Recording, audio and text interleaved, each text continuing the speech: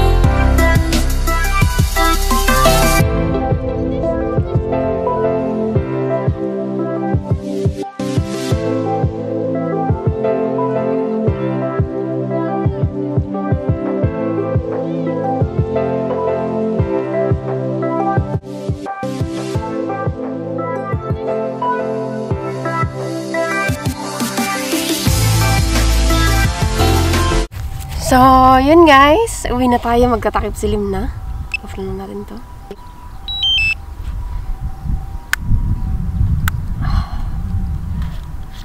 Sobrang lamig.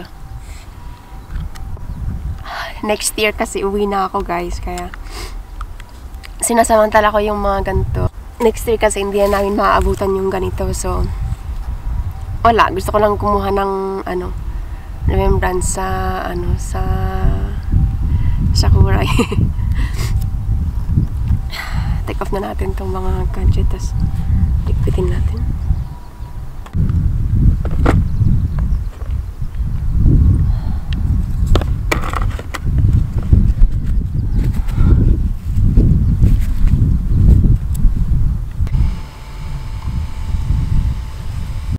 So guys, uwi na ako.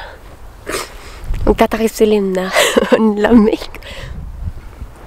Kung makakita nyo, nag-freeze.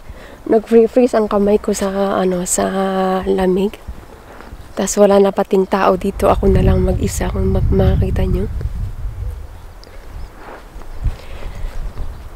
Napakagandang tanawin dito. Next year kasi hindi ko na ito makakita. So, hindi ako nag-overtime para lang makuhanan ko ng drone. Last Sunday kasi, sobrang daming tao dito, yung pamilya na nagla-lunch kasama yung family nila kasi nga once a year lang itong Sakura na to.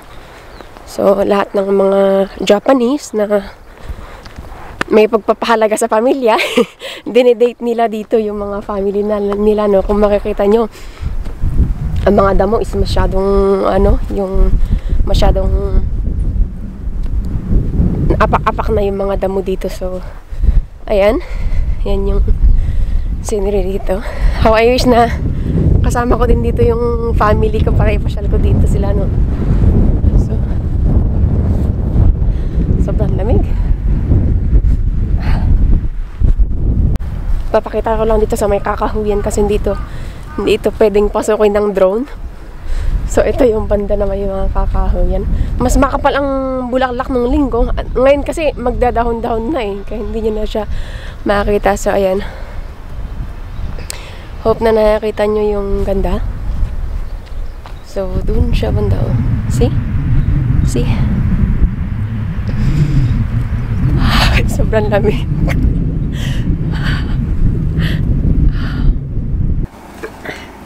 So, ayan. So, andito na ako sa bahay. Kung makakita nyo, singhot pa rin ako ng singhot kasi sobrang lamig talaga sa labas. Ewan ko kung kailan mag-summer. So, kung makakita nyo mga labahin ko, hindi ko pa natutupi. So, Kakain na ako, liligo, and then pag-usapan natin kung paano ba mag-screen ng stock to buy. So, habang kumakain ako, panoorin niyo yung mga trades natin itong mga nakarang araw. So, see you later!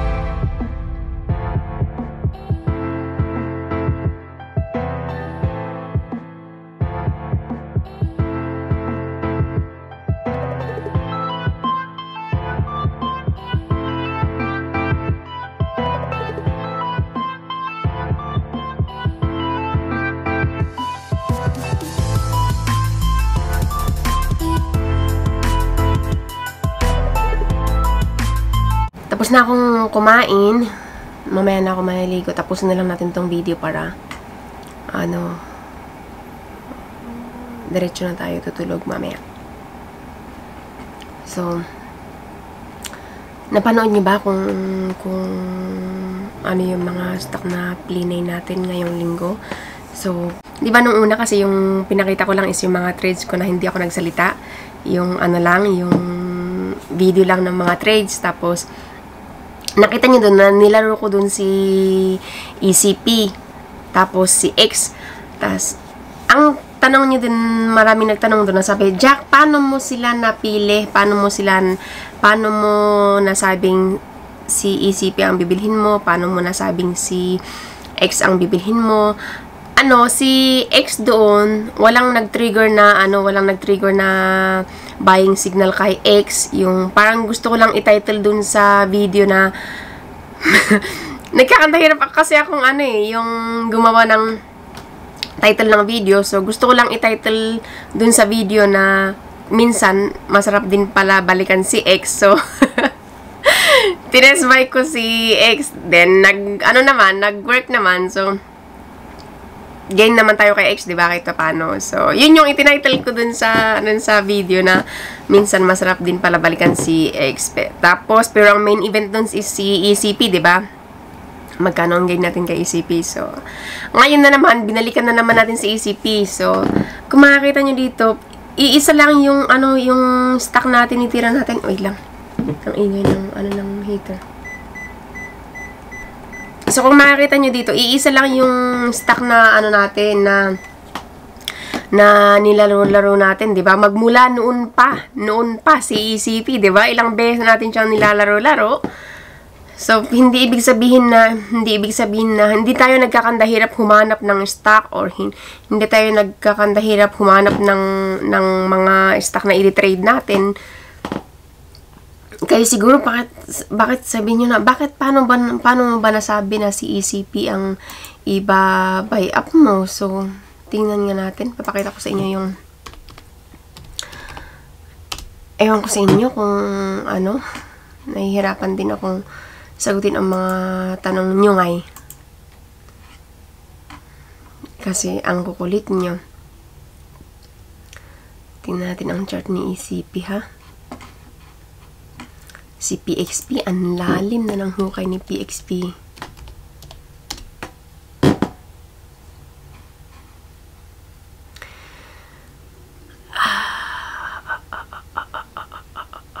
Papakita ko yung chart ni ECP. Wait lang. Yan ang chart ni ECP. So, yun yung nung una nating nilaro si ECP is dito, diba? Yung video na hindi ako nagsalita dito. Dito natin binay si ECP, tapos nag-sell tayo dun banda. Dito tayo nag-buy. Dito po, banda tayo nag-buy. Dito banda. Dito, kung makakita yung charting niya, 'di ba? And then, pangalawang buy natin, which is ngayon, is ito. Kita nyo ba ang RSI? Ito po yung buying signal natin. Kita nyo ba? So, that's it. Sana nakita nyo, no? Sana napapansin nyo. So, yun lang naman. Napakasimple mag-trade. Yun lang yung mga buying signal na tinitingnan natin. Hindi tayo araw-araw nagtitrade. Guys, ulitin ko, hindi ako araw-araw nagtitrade. So, binili ko si ECP nung kahapon, April 10, di ba? April 10 is ano nagang date ngayon is 11. So, isang araw lang ako naghintay and then, boom na agad, di ba? Bago kayo mag-trade or bago nyo i-set up kasi yung buying signal nyo is alamin nyo muna kung ano yung gamit ng mga charting system na ginagamit nyo para at least naman magkaroon kayo ng idea kung saan ba talaga kayo papasok at saan ba talaga kayo lalabas. Diba? Ewan ko sa inyo. Minsan kasi, ang daming mga nagtatanong na hindi naman po nakakaintindi. Kasi, kung minsan kahit sinasabi ko na, dito yung buying signal, dito yung buying signal, hindi nyo rin naman naiintindihan kasi hindi nyo rin alam kung ano yung setup ng RSI, kung ano yung setup ng moving average. Diba ang moving average lang natin is MA9 at saka MA20. Yun lang yun. Ganun kasimple lang ang charting system natin. Tapos, ang RSI natin is RSI 14 lang. Yun lang po yung setup na ginagamit natin, diba? Bakit ang iba'y nagkakandahirap pa rin? Hindi pa rin hindi pa rin nila magets-gets. Ewan ko sa inyo. Ganun lang po kasimple mag-trade, no? So, meron kasi dyan iba meron kasi dyan yung mga, yung mga guru na fina-follow nyo is, ang ano pa rin ng, heater, patayin ko na nga. Oh, ayan. Narinig nyo ako? Tahimik na, no? Meron kasi dun yung mga guru nyo, diba? Na everyday nagbibigay ng reko. Guys, sasabihin ko sa inyo, kapag umaasa lang kayo sa kanya, wala kayong matututunan. Kasi kung talagang guru siya, mayaman na dapat siya. Kasi 'di ba sabi niya, lahat ng reko niya is tumataas. Yung sabi niya, pag tumaas ang stock, sabi niya, nung isang araw ko pa yan nire-reko sa inyo, dapat nag-buy na kayo. Sinabi niya gano'n. Ang tanong, nag-trade ba siya? Meron dyan mga guru na naguguru-guruhan na sinasabi nila, nire-reko ko na to nung isang araw pa, dapat nag-buy na kayo. Siya ba? Nag-buy ba siya? Hindi naman, nire-reko lang niya na sabi niya, ito tataas. Hindi naman nangyayari ang iba. Kaya sabi ko sa inyo, kapag nakikinig kayo sa mga guru nyo na yan, tapos minsan ang iba kasi nakikinig lang sa mga reko sa Facebook, kung ano lang yung mga nakita nila sa Facebook, na ganito. Meron doon nagpe-post sa Facebook, sabi niya, buy ASM and thanks me later. Sige, maniwala kayo sa kanya. Tingnan ko kung anong mangyayari. Alam nyo guys, yung mga nagpo-post na yan sa Facebook, yan yung mga ipit sa stock na hawak nila. Kaya nila hinahype yung mga stock na hawak nila para mag-buy kayo. Ganun lang yun. Huwag kayong makikinig sa kanila. Bumuo kayo ng sarili nyong strategy. Yung mga guru na fina-follow nyo, i-unfollow nyo yan kasi yan ang nagpapalugmok sa inyo. Kailangan pag-aralan nyo lang ng konting intindihin nyo yung mga charting system na ginagamit nyo, kung ano yung gamit niya, kung ano yung mga buying signals na sinasabi niya. Yun lang naman yun. Tapos, sa inyo na kung paano nyo i-manage ang risk. Ganun lang ang pag-trade guys. It's all about risk management. Walang formula sa pag-trade. Kasi kung may formula sa pag-trade, matagal ko nang ibinigay sa inyo. Kung may formula man, wala So, si ECP is hindi tayo nakapag-set ng ng TP natin kasi akalain ba natin na mag-rally ngayong araw yan. So, titingnan natin bukas kung ano maging lagay ni ECP, no? Kung paano tayo mag-out. So, yun lang siguro masabi ko ngayong araw na to. Ganun lang naman po kasi pinag-trade. Well, anyway, etong, kung paano mag-backtest ng mga stock. Etong mga stock na nandito pa is matagal na to, 'di ba? Pero, hindi ko to binubura kasi gusto ko sila. Baliw talaga tong si Jackie. Hindi ko binubura sila kasi gusto ko sila. And then, paulit-ulit ko silang tinetrade. And then, pero, guys, wala akong nire-recommend na stock to buy. Bahala kayo mag-screen ng mga stock na gusto nyo.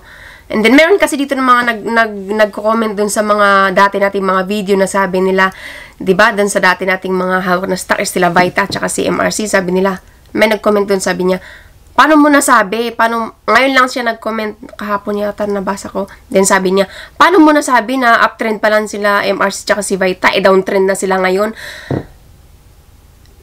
Guys, uptrend sila nung ginawa pa natin yung video, maganda pa yung momentum nila that time. Pero ngayon, hindi na, 'di ba? Matagal na natin iniwanan yung mga stock na yun. So, yung mga nagko-comment na yun is siguro hindi nakakasunod sa mga video na ginagawa natin, no? So, maswerte kayong mga nakakasunod sa video natin. Joke.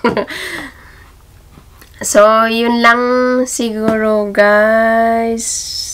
Hindi ako nagre-recommend ng stock to buy, ha? Kasi baka mamaya i-bust nyo ako. So, that's it. I-edit ko pa to. See you next video. Tingnan natin yung mga sunod na ano nyo. Bye-bye!